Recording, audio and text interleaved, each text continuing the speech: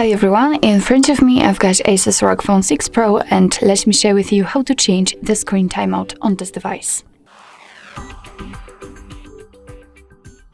So first of all we have to enter the settings, and now let's find the option, the display. Just enter it, and here we have to scroll down just a little bit to find the sleep option. So let's enter, and here we've got some sleep options from which we can choose. So we can set either 15 or 30 seconds, which is relatively quite short time, or we can set 1, 2, 5 or 10 minutes. Currently I've got 10 minutes option applied, so all you have to do in order to change it is to simply tap on the option like to use.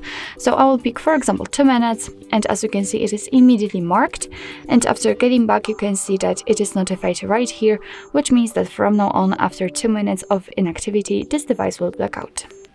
So actually that's all. This is how to change the screen timeout in your Asus ROG Phone 6 Pro.